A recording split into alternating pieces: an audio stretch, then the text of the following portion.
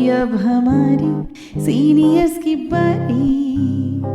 नई नई नई ये बातें, नई है जानकारी। आ गई अब हमारी सीनियर्स की बारी। इनके अनुभव से अपनी बदली दुनिया सारी। इनके अनुभव से अपनी बदली दुनिया सारी। दादा दादी नाना नानी करते बातें प्यारी। सुन लो तुम, समझ लो तुम, हाँ सुन लो तुम, समझ लो तुम। सुन लो तुम, समझ लो तुम, बात ये हमारी। खुश रखोगे इनको तो होगी खुशी तुम्हारी। नई बात है ये देखो, नई जानकारी। आ गई अब हमारी सीनियर्स की बारी। ये कुछ पल बैठते हैं बुजुर्गों की छांव में, जो देखी है उनकी आंखों ने जिंदगी के ढेरों अनुभव। उन अनुभवों से अनुभव हम आज लेते हैं। नमस्कार दोस्तों, आप सबका स्वागत है। विज्ञान प्रसार, विज्ञान और प्रौद्योगिकी विभाग, भारत सरकार एवं अलगप्पा विश्वविद्यालय कराईकुटू तमिलनाडु के संयुक्त तत्वाधान में वरिष्ठ नागरिकों द्वारा प्रस्तुत एक खास कार्यक्रम श्रृंखला अनुभव में, जिसे आकार दिया है डॉक्टर आर श्रीधर ने, और मार्गदर्शन कर रही हैं कार्यक्रम की मेंटोर पूजा मुरादा। साथ ही निर्माता हैं चित्रा शर्मा और जमशेद खान, और जिसे आप सुन पा रहे हैं सामुदायिक रेडियो 90.8 FM 24 पर। और मैं हूं आरजे सनी। दोस्तों, आजकल ऊर्जा की एक होड़ है और आप देख रहे होंगे पेट्रोल, डीजल, हर चीज़ के दाम तेज़ी से बढ़ रहे हैं। नई चीज़ों की खोज की जा रही है, नई विकल्प तलाश किए जा रहे हैं कि एनर्जी के और क्या स्रोत हैं। कुछ ऐसे ईंधन जिनका हम इस्तेमाल करके, या कुछ ऐसी चीज़ें जिससे हमें एनर्जी, अपने जो तमाम सारी हम डिवाइस इस्तेमाल करते हैं, तमाम सारी चीज़ें इस्तेमाल करते हैं, तो उसमें कैसे किया जा सकता है। तो एनर्जी एक मेन ज़रूरत है आज के युग में, चाहे वो बिजली के रूप में हो, चाहे वो किसी भी रूप में हम इस्तेमाल करते हों। तो आज का जो विषय है दोस्तों, वो है ग्रीन एनर्जी और एनवायरनमेंट। आज के इस विषय पर दोस्तों चर्चा के लिए हमने बहुत ही खास विशेषज्ञ एक्सपर्ट को आमंत्रित किया है। दोस्तों, आज के इस कार्यक्रम में हमारे इस विषय के विशेषज्ञ हैं डॉक्टर आर के कोटनाला जी, जो कि साइंटिस्ट हैं, और आपको बता दूं कि ये चेयरमैन हैं national accreditation board of laboratories के, और आपको इसके अलावा इसी एनर्जी के क्षेत्र में काफ़ी काम किया है। अभी हाल फिलहाल में एक बहुत ही बड़ा इनोवेशन, बहुत ही बड़ा आविष्कार इन्होंने किया है, और जिसके इस समय काफ़ी चर्चा चल रही है। खैर, उस पर भी बात करेंगे। राजा रमन फेलो भी हैं एटॉमिक एनर्जी पर, और साथ ही इन्होंने कई सारी जो रिसर्च जो ये करते हैं, अपनी इनकी लेबोरेटरी है नेशनल फिज़िकल लेबोरेटरी, और इस लेबोरेटरी में तमाम सारी रिसर्च ये करते हैं। और आपको बताऊं कि अभी हाल फिलहाल में एक बहुत बड़े आविष्कार को करने में इनकी बहुत मुख्य भूमिका रही है, और इस आविष्कार को लेकर के काफ़ी इन दिनों चर्चा है। तो सबसे पहले तो स्वागत करते हैं हमारे मेहमान डॉक्टर आर के कोटनाला जी का। सर, स्वागत है आपका सामुदायिक रेडियो 90.8 FM 24 पर। बहुत धन्यवाद। आपने मतलब इस सामूहिक रेडियो प्रोग्राम में हमें मौका दिया है आने का, और उस मौके में हम आपसे, आप जो भी हमसे जानना चाहेंगे हम उसका आपको बताते रहेंगे, किस वैज्ञानिक रूप से और आम लोगों के साथ वो कैसा जुड़ा हुआ है। जी सर, जैसा कि अगर आज के टाइम में देखें तो हम देखते हैं कि पूरे विश्व में हर जगह पर्यावरण को बचाने की बात होती है, और साथ ही ऊर्जा की बहुत ज़्यादा खपत हो रही है। हर जगह किसी न किसी रूप में हम ऊर्जा का इस्तेमाल करते हैं।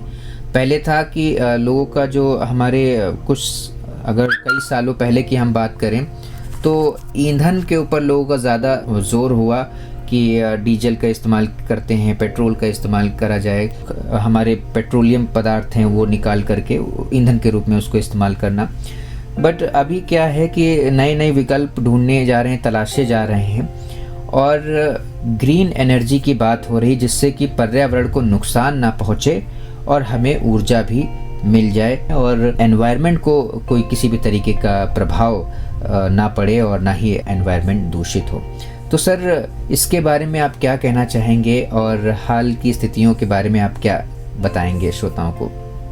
मैं इस बारे में ये कहना चाहूंगा कि आपका विषय जो इतना बहुत ही लोगों के लिए जरूरी है जानना, आपने जैसे बताया कि ईंधन की बात हम करते रहे और ईंधन में हमने जैसे पेट्रोलियम की बात करी है, तो पेट्रोलियम के प्रोडक्ट्स जितने भी हम करते हैं, चाहे वो डीजल है, चाहे पेट्रोल है, केरोसिन है, उसी से हम कई बार ये पाइप्ड नेचुरल गैस निकालते हैं, आपकी एलपीजी भी उसमें से हम कई बार लेते हैं। तो एक फ्यूल की दिशा में देखा आम लोगों ने, और इस जब दिशा की बात आती है तो इसके अंदर हमने ये ध्यान नहीं दिया कि कुछ लोग कर रहे थे, तो क्योंकि हमारा वायुमंडल तो इतना बड़ा है, तो कुछ लोगों ने मतलब लोग उनको कम इस्तेमाल कर रहे थे, तो वो जैसे गाड़ियों में भी हुआ, घरों में भी इस्तेमाल हो रही है ईंधन के लिए, तो हम उस पर ध्यान नहीं दिया गया कि इनमें से क्या क्या जहरीली गैसें निकल रही हैं और क्या क्या और हमें मतलब पर्यावरण को नुकसान कर सकती हैं। तो ये इसके अंदर आमतौर पे यदि आप देखें, मैं मोटे तौर पे ये बताना चाहूंगा कि इसमें कार्बन डाइऑक्साइड गैस भी निकलती है, कार्बन मोनोऑक्साइड भी निकल रही है, और गाड़ियों से नाइट्रोजन के ऑक्साइड, नाइट्रस ऑक्साइड जो बहुत जहरीले हैं, और कार्बन मोनोऑक्साइड भी बहुत जहरीली है, और साथ में इनके साथ जो है पर्टिकुलेट मैटर्स छोटे छोटे जिनको हम PM 2.5 कहते हैं। 2.5 का मतलब 2.5 माइक्रोन साइज का, मतलब उसमें से चाहे कार्बन का पार्टिकल निकलेगा या किसी धूल का निकलेगा, तो वो है वो हमारे सेहत के लिए, फेफड़ों के लिए और गले के लिए बहुत ही खतरनाक है जी। तो ये इनकी मात्रा इतनी बढ़ गई क्योंकि लोग बढ़ते गए और इस पे चलते रहे आगे। लेकिन इसके साथ साथ ये तो देखा गया कि हर देश को आगे उन्नत बनना है, और उन्नत बनने के लिए एक ही तरीका है कि आपका इंडस्ट्रियलाइजेशन होना चाहिए। कि जितने ज्यादा इंडस्ट्री हम करेंगे, प्रोडक्शन करेंगे, और मतलब मशीनें बनाते हैं, उनसे और चीजों का उत्पादन भी करते हैं, तो वो सब जब होता है तो उसके लिए क्या हुआ कि इंडस्ट्रियलाइजेशन में हमें, जैसे हमारे देश की बात करते हैं तो हम बहुत ज्यादा स्टील बनाते हैं, हम बहुत ज्यादा सीमेंट पैदा करते हैं, मतलब फैक्ट्री में निकालते हैं, और हमें जो है एल्युमिनियम भी बहुत निकालते हैं और बाहर एक्सपोर्ट भी कर रहे हैं। तो ये क्योंकि खपत यहाँ बढ़ गई, क्योंकि हमारा डेवलपिंग नेशन है, विकासशील देश का मतलब यही होता है। तो जब हम ये इसमें बढ़ने लगे तो ये क्या करते हैं, बहुत एनर्जी कंज्यूम करते हैं, लेकिन उसके साथ साथ बहुत सारा प्रदूषण फैला रहे हैं। तो प्रदूषण में ये हालत हो गई कि आज यदि हम ये कहते हैं, आज का दिन जो भी, आज के दिन में भी हमें ये समझ में आता है कि सांस लेना कठिन हो रहा है जी। वो हवा में वो शुद्धता नहीं है जो थी, क्योंकि मैं भी दिल्ली में पिछले 50 साल से हूँ, तो मैंने भी पूरी अच्छी तरह से देखा है दिल्ली आसपास में क्या परेशानियां हैं हवा से लेके, क्योंकि उसमें पर्यावरण बिल्कुल भी ठीक नहीं है। अब सवाल ये हुआ कि जब ये पर्यावरण ठीक नहीं तो हमें क्या करना चाहिए और दूसरे देश क्या कर रहे हैं। तो जब हम अपनी बात करते हैं, सबको ये भी मालूम है कि ये जो पेट्रोल है ये तो खत्म होने वाला है। वो तो जो पेट्रोल उत्पादक देश हैं उन्होंने उसको कम कर दिया, इसीलिए नहीं तो 2020 पहले तो 2020 में खत्म है, नहीं तो 2030 में, नहीं तो अब कहते हैं 2040 में बिल्कुल ही नहीं मिलेगा जी। और लेकिन ये बहुत ज्यादा प्रदूषण फैलाते हैं, ये हम सबको मालूम। लेकिन क्योंकि इसके फायदे अलग हैं, गाड़ियां चल रही हैं, कई सारे हम मशीनों को भी चलाने की कोशिश करते हैं इनसे, तो इनको हम छोड़ भी नहीं पाए। तो पूरी दुनिया में एक यही होड़ शुरू हो गई कि हम कौन सा वो रखें कि तरीका कि जिससे कि हम ये पर्यावरण को नुकसान ना पहुंचाएं और हमें एनर्जी का भी मिल जाए जी। तो उसके अंदर मोटे तौर पे भी देखेंगे तो 2 शुरुआत हुई। एक हुई सोलर सेल की जी, सौर ऊर्जा।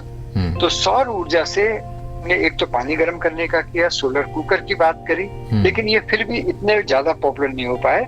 लेकिन सोलर सेल की तो बहुत ही ज्यादा व्यापकता आ गई, क्योंकि सोलर सेल को हमने इस्तेमाल कर लिया आज के दिन में एक पावर स्टेशन बनाने का। जो हमारे थर्मल पावर स्टेशन थे वो भी बहुत ज्यादा पर्यावरण को खराब करते हैं। बिजली तो दे रहे हैं हमें, इसीलिए उनको शहरों से दूर बनाया था।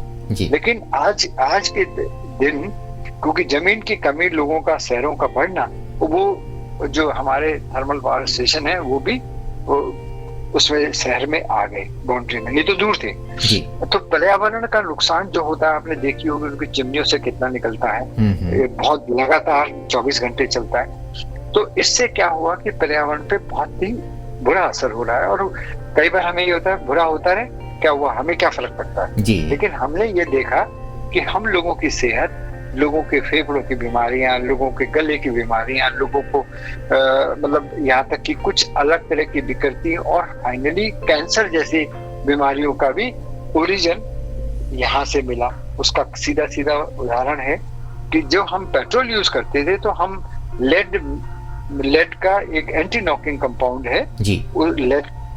लेड हम इसके मिलाते थे, वो अभी बंद कर दिया सरकार 3-4 साल पहले कि भाई अब लेड नहीं मिलाएंगे। तो उससे क्या होता था, इंजन के लिए वो एफिशिएंट था, लेकिन वो जो लेड आ रहा था वो लोगों की सांसों में सीधा सीधा वापस आ रहा था। और सांसों से उससे क्या है कि जैसे बॉडी के अंदर जा रहा था हमारे लंग्स में, तो वो ब्लड में जाकर के उसने फिर कैंसर गतिविधियां शुरू कर दी जी। तो ये हमारी परेशानियां हैं कि वाकई हमें हर चीज में ये सब हो रहा है। तो इसके लिए सोलर सेल आए, सोलर सेल बहुत पहले का निजात किया हुआ है और उसको सोलर सेल का मैं इंडिया का सबसे पहला पीएचडी हूँ, डॉक्टरेट हूँ जी 1982 का IIT दिल्ली से। तो सोलर सेल के बारे में भी मुझे बहुत अच्छे से पता है, मैं शुरू में करता रहा, आगे भी करता रहा। तो सोलर सेल एक अल्टरनेटिव बन गया जी। कि हमें एक एनर्जी देगा। फिर आपने कहा कि और मतलब क्या दूसरे सोच है इसमें, कोई अल्टरनेट की जरूरत क्या पड़ी? तो क्योंकि जब कुछ सब चीजें खराब हो रही हैं, चाहे पर्यावरण है, चाहे लोगों की सेहत है और पेड़ों की सेहत जी, जानवरों की सेहत, पानी में जो हमारी फिश है उनकी भी सेहत खराब हो रही है क्योंकि पॉल्यूशन वहां भी जा रहा है। तो अब इन सबको नियंत्रण करने के लिए एक तो सोलर सेल आ गया, एक अच्छा विकल्प हो गया कि भाई वो कर रहे हैं। साथ में दुनिया में ये भी हुआ कि भाई सोलर सेल, क्योंकि जो यूरोप है दूसरी जगह, वहां तो सोलर सेल का मतलब जब जब धूप दिखाई देगी तब ये काम करेगा जी। लेकिन धूप नहीं दिखाई देगी तो ये काम नहीं करेगा। तो अब यूरोप में उसमें आपको सबको मालूम है कि बाहर विदेशों में बहुत कम धूप दिखाई देती है, तो सोलर सेल उनके लिए एक अच्छा उपयुक्त नहीं है। तो लोगों ने क्या सोचा कि हम इसको ऐसा करते हैं कि एक नया और सोर्स बनाते हैं, वो किया हाइड्रोजन। क्योंकि हाइड्रोजन पर मतलब लैब में क्रिएट कर सकते हैं, इंडस्ट्री में क्रिएट कर सकते हैं। जैसे जब हाइड्रोजन क्रिएट करी, मतलब जनरेट करी और उसको कलेक्ट किया, तो हाइड्रोजन तो सोलर सेल से भी बेहतर है क्योंकि हाइड्रोजन को जब हम एज ए फ्यूल यूज कर रहे हैं तो ऑक्सीजन का कॉम्बिनेशन करेंगे एंड हाइड्रोजन ऑक्सीजन जब कंबाइन हो जाएगी तो आपको सिर्फ जो मिलेगा पानी जी, मतलब वाटर वेपर्स। तो आपकी कोई भी गैस नहीं आ रही, ना पर्टिकुलर मैटर आ रहा। तो आपके लिए तो ये बहुत ही अच्छा हुआ। हालांकि सोलर सेल में भी था, लेकिन मैं इसलिए इस पे ये जोर देने की कोशिश कर रहा हूँ कि हाइड्रोजन मिशन इंडिया में भी स्टार्ट हो गया, पूरी दुनिया में हो गया। अभी COP26 में भी यही बात हुई कि हाइड्रोजन तो होना ही चाहिए, पर्यावरण को बचाना ही चाहिए क्योंकि इसका कुछ भी बचा हुआ अवशेष नहीं है। मतलब यदि जैसे हमने हाइड्रोजन इस्तेमाल कर ली तो कुछ नहीं बचता, सिर्फ पानी। तो आपके किसी भी चीज के लिए वो खराब नहीं है, बिल्कुल एक आदर्श आपका जो है वो फ्यूल हो गया, ईंधन हो गया। अब इसको हम गाड़ियों में चला सकते हैं। जर्मनी ने ऑलरेडी हाइड्रोजन के स्टोव बना दिए कि घरों में जो है हाइड्रोजन गैस का सिलेंडर लगाया और उससे आप उसको चलाएंगे। तो आपको बजाय एलपीजी की जगह हाइड्रोजन गैस कर रहे हैं, क्योंकि जब हम एलपीजी यूज कर रहे हैं या पीएनजी यूज कर रहे हैं इंडिया में, तो उसमें भी फिर भी कार्बन मोनोऑक्साइड, कार्बन डाइऑक्साइड और पर्टिकुलर मैटर वो सब निकल रहे हैं, खूब निकल रहे हैं। ऐसा नहीं है, किचन हमारी पर्यावरण से बहुत दूषित है, किसी भी मतलब कहीं पर भी हम बैठेंगे। तो अब ऐसी स्थिति में हाइड्रोजन तो एक बहुत अच्छा विकल्प हुआ। लेकिन जब सोलर सेल की बात करते हैं तो सोलर सेल में सबसे बड़ी समस्या ये होती है कि एक तो ये बहुत महंगा सौदा है जी, आसान नहीं है, टेक्नोलॉजी भी बड़ी एडवांस है। फिर दूसरा ये कि हर देश इसमें नहीं बना सकता, नहीं कर सकता, मतलब इसकी इतनी लिमिटेशंस है। और दूसरी बात ये है कि जैसे ये जो सोलर सेल बन के जब इनको इस्तेमाल हो गए 5 साल बाद, 8 साल बाद खराब हो गए, कोई 10 साल बाद हो गए, तो ये एक इलेक्ट्रॉनिक वेस्ट का एक बहुत बड़ा कूड़ा है जी। तो ये कूड़ा जो हो रहा है, इस इलेक्ट्रॉनिक कूड़ा जो है हमारे लिए, हमारे सेहत के लिए, मिट्टी के लिए, पानी के लिए, सबके लिए बहुत खराब जी। तो ये एक दूसरी इसमें मतलब खोज जारी हो रही है कि कौन सा बेहतर हमें अल्टरनेटिव जो है सोर्स ऑफ एनर्जी हो जाए। अब लोगों ने इसमें ही कोशिश करी कि और क्या हो सकता है। सर बहुत अच्छा लगा आपसे मिल करके, और हरित ऊर्जा के बारे में ये सभी जानकारियां आपने श्रोताओं तक पहुंचाई। आपका बहुत बहुत धन्यवाद सर। नहीं, आपका भी बहुत बहुत धन्यवाद। आप लोगों ने मुझे ऐसा मौका दिया कि जिसमें मैं लोगों के साथ कुछ संवाद कर पाया। एक बार फिर से आपका बहुत बहुत धन्यवाद सामुदायिक रेडियो 90.8 FM 24 की ओर से। और दोस्तों, फिलहाल आज का ये प्रोग्राम आपको कैसा लगा आप हमें ज़रूर बताइएगा दोस्तों, fmbhiwadi@gmail.com पर। और अब वक्त हो चुका है आप सभी से विदा लेने का, तो चलिए मैं ले रहा हूँ आप सभी से इजाज़त। मैं हूँ आरजे सनी और आप सुन रहे थे सामुदायिक रेडियो 90.8 FM 24 पर अनुभव कार्यक्रम की यह खास कड़ी। नमस्कार। आप सुन रहे हैं 90.8 FM 24, आपका रेडियो, आपकी धड़कन।